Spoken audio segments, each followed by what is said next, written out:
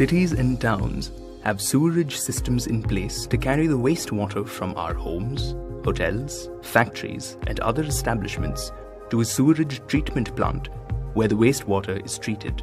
It is then deemed safe to release into other water sources. The treatment of wastewater goes through different stages. Wastewater is treated to remove the physical, chemical, and biological contaminants present in it through various processes.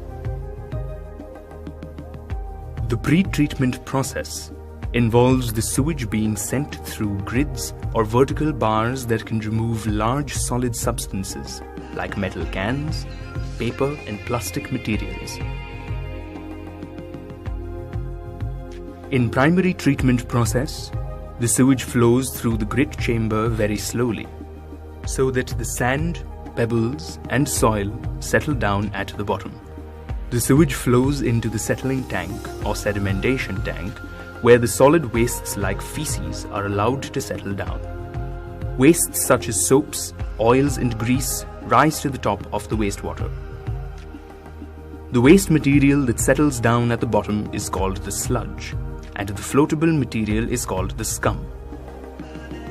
Scum is then removed using a skimmer, and sludge is removed with a scraper every few days. The water that is left out is called the clarified water.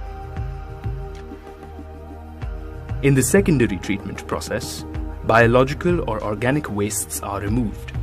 It is a biological process.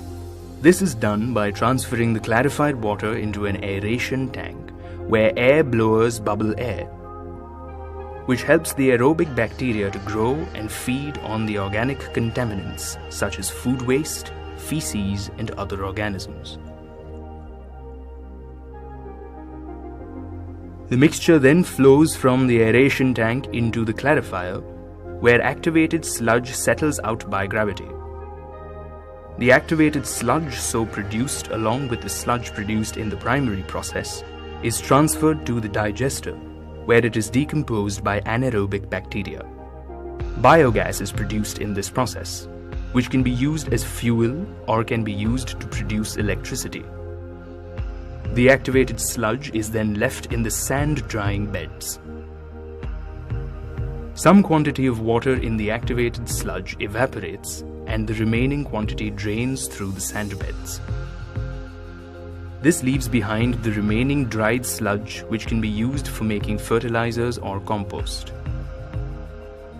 In the tertiary treatment process, the leftover wastewater is treated with chlorine to remove the phosphorus compounds, nitrogen compounds, and bacteria. It is a chemical process. Chlorine tablets are added to kill the germs. This process is called chlorination. Then this water is let off into the water bodies.